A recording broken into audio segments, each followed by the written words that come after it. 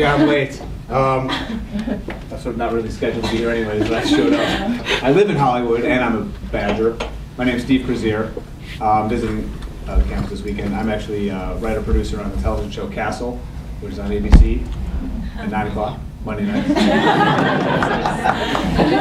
Oh, thanks. I also worked on NCIS as a writer-producer and a lot of other shows. I've been working as a writer for 13 years. I moved out to Los Angeles after college. I was 22. So everyone has the same entry story. I worked as a production assistant. I had a connection. I worked on Blossom. I picked up her laundry. I picked up Joey Lawrence's laundry. I did all those things. I didn't complain. But you're asking about the fastest way to move in at an older age or any age. I can tell you now is you write an original screenplay that kicks ass and has an original voice and is great. I mean, you overnight, it's unbelievable. I've seen it. A friend of mine from high school, Alan Loeb, I don't know if you know who he is. Yeah, of course. Yeah, and great friends with him, was writing scripts for years.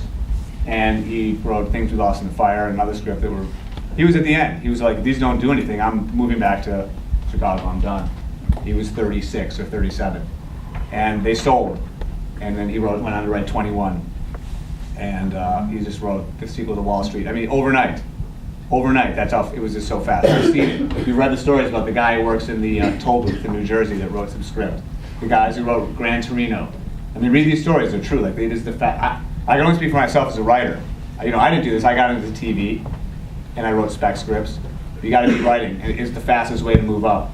Some people worked as a PA or as an intern, but if you write, I mean, it's a valuable resource out there. The business is shrinking a little bit, but if you could write, it's the fastest way to move up. You talked about resumes. I would pick University of Wisconsin on the resume for sure. If it said University of Michigan, I'd throw it in the trash. I work on a show. If you're interested in television, the fall season is going to be announced soon. All these shows, there's going to be new shows and returning shows. Call them. Find out what they're doing, if they need anyone. I mean, on our show, the head writer, this guy Andrew Marlowe, who created the show, and he's a big-time feature writer. He wrote Air Force One.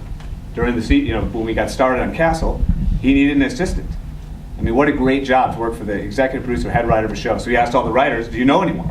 So I, recommended some people, and they, the people interviewed, and someone got that job, and they're working there now.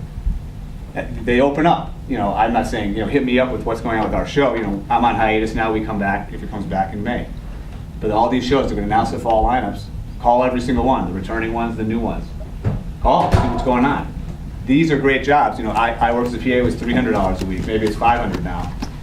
The access to people when you work as a PA or an intern, some of the shows have them, is unbelievable. You see every department, and that's what I did. And I was like a sponge. There was no resource like this when I went here. I'd never seen a script. I didn't take any comm arts classes.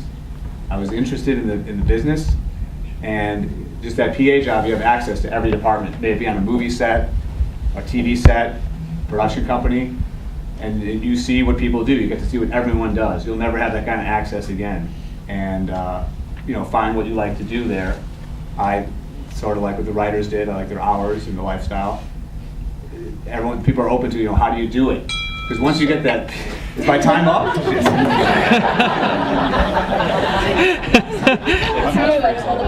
You don't want to hear anymore, right? No, I mean, once you get that job, it's like, so you get the internship and the PA job. It's not enough.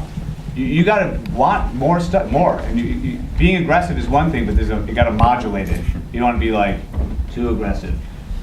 But it's what you do with it. And if you get, everything is difficult. But I used to tell people don't even get into the entertainment business. I mean, I do that up until this last year because the economy's changed. People have steady jobs that are suddenly gone at big companies. But if you have the passion for the entertainment, now I changed my mind. I'm like, go for it. Take the lead. Yeah. Take the lead. Who cares? You want to go? People are finishing law school and there's no jobs. So it's you go for it. There's opportunities there. I used to work at CBS on NCIS. All the CBS shows, Deadline Hollywood is a great internet resource for stuff that's actually happening. CBS is cutting all their shows. They got about all the shows by 10%. So all the writers are freaking out because they were higher paid and they might cut back on some of them. They're not going to cut back on the PAs and the interns. Those jobs are still there. There's more of them. There's probably more. Glorified interns. And just when you're doing it, I can only speak as a writer. Just keep writing. If you want a TV, you either write half hours or 1 hours. If you want features, you write the feature. But the fastest way, and I've seen it, and if you know Alan Lowe, it's like overnight. Overnight. They don't care what you did beforehand or what age you are. He was older. He was almost 40. Doesn't matter. The script is someone's name. It's not as much ageism in the writing business. Yes. If you're writing an original screenplay, will that help you on a TV show?